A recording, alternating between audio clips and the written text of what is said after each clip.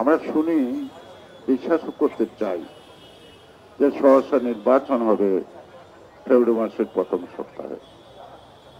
এই নির্বাচন সম্পন্ন হওয়া, ভোটের গণনা, ভোটের ফলাফল গণনার আগ মুহূর্ত পর্যন্ত জাতির কাছে একটা সংশয় আছে, নির্বাচন হবে তো, অর্থাৎ একটা ষড়যন্ত্র চলমান আছে নির্বাচনকে বানচাল করার জন্য।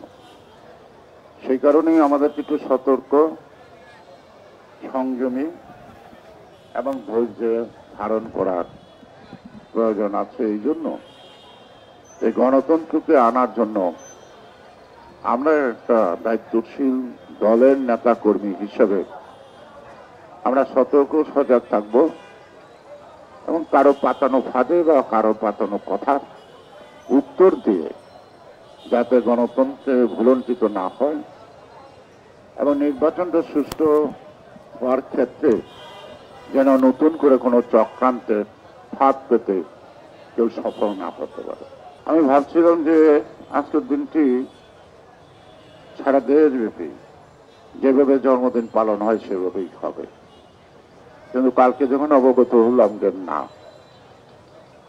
তা না, এই দিনটি শুধু দোয়া মাহফিলের মধ্যেই আমরা সীমাবদ্ধ থাকব। এটা একটা রাজনৈতিক সংস্কৃতির অংশ যেটা অন্যদের মধ্যে নাই। যখন মানুষ সমালোচনা করত, আমাদের একজন নেতা একটা বই লেখার মধ্যে এই লেখাটি কটাক্ষ করেছিলেন, কিন্তু আমার জানা মতে বা আমার পাশে জনাব মির্জা আব্বাস আছেন, আমরা তো জিয়ার হাত ধরে এই রাজনীতিটা শুরু করেছিলাম, কিন্তু ওনার শাহাদাত বরণের পরে আমরা নেতৃত্ব পেলাম। কিন্তু আমি কখনো আমাদের নেত্রী বেগম খালেদা জিয়াকে জন্মদিন পালন করা অথবা জন্মদিনের দাওয়াত করা আমাদেরকে শুনি নাই। আমরা নিজেরাই আমাদের নেত্রীর এই দিনটাকে সুন্দর করে পালন করতাম, আনন্দ করতাম। এখানে ওনার কোনো সম্পৃক্ততা ছিল না, উনি শুধু দয়া করে মাঝে মাঝে হাজির হতেন, এর বেশি কিছু না।